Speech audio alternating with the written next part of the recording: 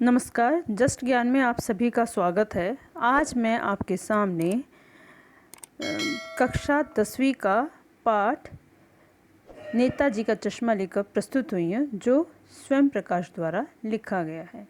अभी हम थोड़ा सा स्वयं प्रकाश जी के बारे में जान लेते हैं। स्वयं प्रकाश का जन्म 1947 में इंदौर में मध्य प्रदेश में हुआ था। इन्होंने एक पत्रिका वसुधा का संपादक से भी वे जुड़ गए थे। इन्होंने बहुत सारी प्रकाशन किए हैं। वो प्रकाशन है सूरज कब निकलेगा, आएंगे अच्छे दिन भी, आदमी जात का आदमी और बीच में विनय, ईंधन उपन्यास भी चर्चित हैं। इस प्रकार इन्होंने बहुत सारी कहानी व कविताएं और उपन्यास का इन्होंने चित्रण किया है। इनके साहित्य में बहुत ही अच्छे ढंग से प्रस्तुतिकरण हुआ है। इनकी कहानियाँ हिंदी में वांछित परंपराओं का समृद्धता प्राप्त कर चुकी हैं। इनके द्वारा लिखा गया नेताजी का चश्मे की जो कहानी है वो कुछ इस प्रकार से है। पहले हम इसके बारे में कुछ जान लेते हैं जो आपकी पाठ्य पुस्तिका में दिया गया है। चारों ओर सीमाओं से घिरे भूभाग का नाम ही देश नहीं होता। देश बताता है उसमें रहने वाले सभी नागरिकों, नदियों, पहाड़ों, पेड़ पौधों, वनस्पतियों, पशु पक्षियों से और इन सबसे प्रेम करने तथा उनकी समृद्धि के लिए प्रयास करने का नाम देशभक्ति है। नेताजी का चश्मा कहानी कैप्टन चश्मे वाले के माध्यम से देश के करोड़ों नागरिकों के योगदान को रेखांकित करती हैं, जो इस देश के निर्माण में अपने अपने तरीके से सहयोग करते हैं। कहानी यह कहती है कि बड़े ही नहीं बच्चे भी इसमें शामिल हैं। तो कहानी का नाम है नेताजी का चश्मा। नेताजी का चश्मा नामक जो पाठ दे रखा है वो देशभक्ति की भावना से भरपूर एक भावपूर्ण कहानी है। इसमें देश के नागरिकों के विकास के कार्य करने व देशभक्ति और देश प्रेम की भावना प्रगाढ़ करने की प्रेरणा दी गई है। वो कह रहे हैं कि खाली हमारी जो देशभक्ति है वो जाकर युद्ध करने या सेना में भर्ती करने से नहीं होती। हमें अपने देश की जिम्मेदारी को निभाना भी हमारी देशभक्ति कहलाती है, और जो हमारे देश के लिए लोग कर रहे हैं उनमें अपना सहयोग देना भी हमारी बहुत बड़ी जिम्मेदारी होती है। जैसा कि अब कोरोना वायरस के बारे में बताया गया है और कह भी रहे हैं कि घर में रहो, घर से बाहर मत जाओ, बहुत सारी सावधानी बरतने के लिए कहा गया। उसी प्रकार से हमारी जिम्मेदारी होती है कि हम किसी को नुकसान कराए बिना अपनी जिम्मेदारियों को भली भांति से निभाएं। यही पाठ के द्वारा शायद यही संघर्ष दिखाने की कोशिश की गई है, जो एक उदाहरण कोरोना का हम कह सकते हैं। कहानी में कैप्टन चश्मे वाले के माध्यम से देश के करोड़ों लोगों के देशभक्ति पूर्ण योगदान को उभारा गया है, जो अपने अपने तरीके से देश प्रेम तो करते हैं परंतु वे पर्दे के पीछे रह जाते हैं। कहानी के अनुसार केवल बड़े ही नहीं बल्कि बच्चे अर्थात आने वाली पीढ़ी में भी देश प्रेम और देशभक्ति की भावना भरी हुई है, परंतु उसे प्रदर्शित करने का उनका अपना अलग अलग ढंग है, अपना अलग अलग अंदाज है। तो कहानी इस प्रकार से है। एक कस्बा है। कस्बा बहुत बड़ा नहीं था, उसमें नगर पालिका कोई ना कोई कार्य करवाती रहती थी। नगर पालिका इस कस्बे में कुछ ना कुछ छोटे मोटे कार्य तो करती ही थी।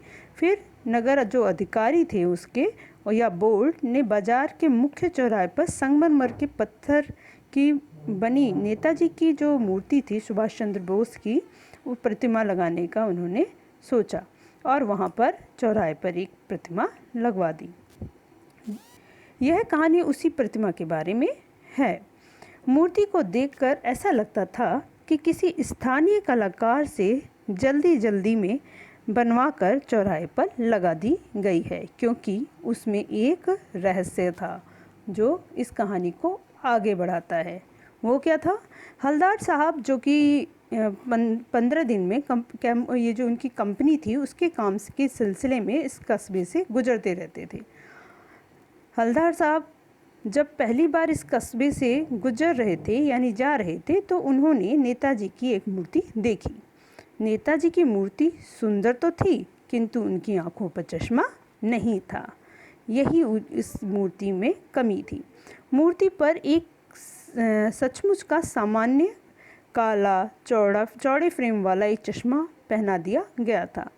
ऐसी मूर्ति को हवलदार साहब ने देखा तो उनके चेहरे पर कौतूहल मुस्कान आई और वो सोचने लगे कि ये किस तरह की मूर्ति है। मूर्ति पत्थर की और चश्मा रियल। फिर दूसरे दिन कस्बे से गुजरने पर हवलदार साहब ने मूर्ति पर बदला हुआ चश्मा देखा तो उनका कौतूहल और बढ़ गया। कहने लगे, क्या आइडिया है, मूर्ति कपड़े नहीं बदल सकती लेकिन चश्मा तो बदल ही सकती है। हवलदार साहब अब जब से कस्बे से गुजरते तो चौराहे पर रुकते, पान वाले से पान लेते और मूर्ति की ओर ध्यान से देखते। एक बार चश्मा के बदले जाने की उत्कंठा उनके अंदर तीव्र हो गई।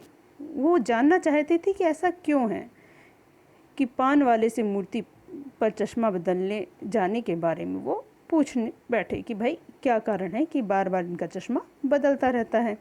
हवलदार साहब ने मूर्ति पर चश्मा बदलने जाने के कारण पान वाले से पूछा तो खुश मिजाज पान वाले ने हंसते हुए पान थूक कर बताया कि यह काम कैप्टन चश्मा वाला करता है। वह मूर्ति पर चश्मा चेंज कर देता है। कोई ग्राहक मूर्ति पर लगे चश्मे को अगर पसंद कर लेता है या मांग लेता है तो उसकी जगह वह उस चश्मे को उतार कर दूसरा चश्मा दे देता है। हवलदार साहब ने पान वाले से फिर से पूछा कि नेताजी का जो ओरिजिन चश्मा है वो कहाँ है। पान वाले ने बताया, मास्टर बनाना भूल गया। तब हवलदार साहब ने जाना कि मूर्ति के नीचे लिखा हुआ मूर्तिकार मास्टर मोतीलाल कस्बे का ही मास्टर है। बेचारे से नगर निगम के किसी अधिकारी ने महीने भर में मूर्ति बनाकर पटक देने की बात कही होगी तो जल्दी से उसने सोचा होगा कि पत्थर में पारदर्शी चश्मा कैसे बनाया जाए। बनाया भी होगा तो असफल रहा होगा या पत्थर का चश्मा अलग से बनाकर फिट कर दिया होगा और यह निकल गया होगा। हवलदार साहब ने पान वाले से कैप्टन के बारे में फिर पूछा कि क्या कैप्टन चश्मा वाला नेताजी का साथी है या आज़ाद हिंद फौज का पूर्व भर्ती सैनिक है। पान वाले ने हंसते हुए कहा कि अरे वह लंगड़ा फौजी फौज में क्या जाएगा, वह तो पागल है। वह ऐसा है कि उधर आता तो है और अपने चश्मे को बेचता है। अगर नेताजी के चेहरे पर चश्मा नहीं होता तो वह उसके बिना रह नहीं पाता और वहाँ पर उनका चश्मा लगा देता है। हवलदार साहब को देशभक्त कैप्टन का मजाक उड़ाया जाना उन्हें बिल्कुल भी अच्छा नहीं लगा। हवलदार साहब आते हुए कैप्टन को देखकर अवाक रह गए। बेहद बूढ़ा, मरियल सा, लंगड़ा, सिर पर गांधी जी की टोपी, आँखों में काला चश्मा, हाथ में एक छोटी सी संदूक और दूसरे हाथ में बांस पर टंगे चश्मे के फ्रेम लिए कैप्टन फेरी वाला आ रहा था। देखकर हवलदार साहब चक्कर में पड़े कि क्या कैप्टन ही उसका वास्तविक नाम है। पान वाला अधिक बात करने को तैयार नहीं था।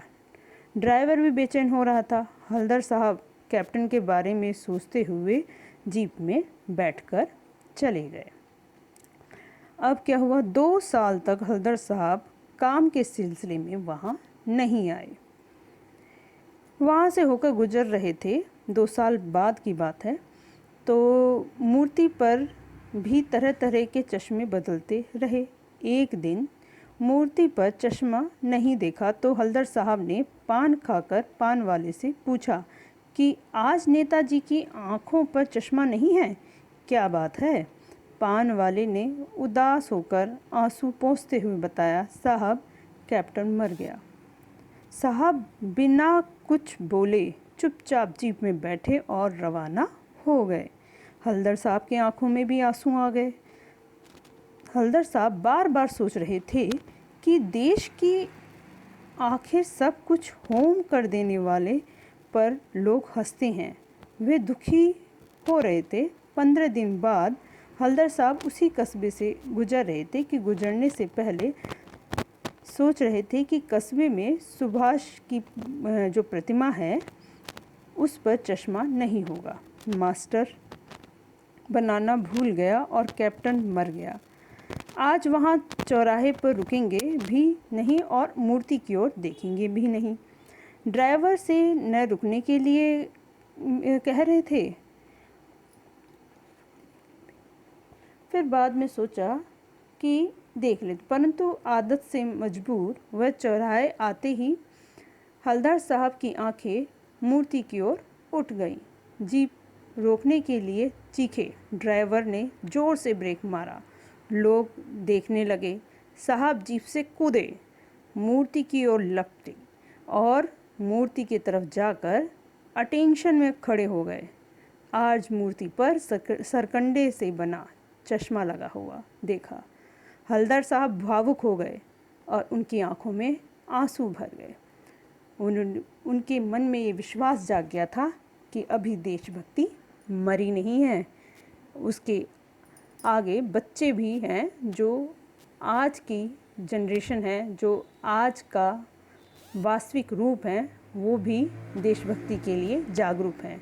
इससे उन्हें खुशी हासिल हुई। इस प्रकार से ये चश्मे जो हमारा है नेताजी का चश्मा पाठ का सारांश समाप्त होता है। उम्मीद करती हूँ कि सारांश आपको समझ में आ गया होगा। एक बार पाठ को ज़रूर पढ़ें। आज के लिए बस इतना ही। चैनल को लाइक कर लें, शेयर करें और सब्सक्राइब करना तो बिल्कुल भी ना भूलें, जिससे मेरी आने वाली नई वीडियो का नोटिफिकेशन आपको मिलता रहे। धन्यवाद।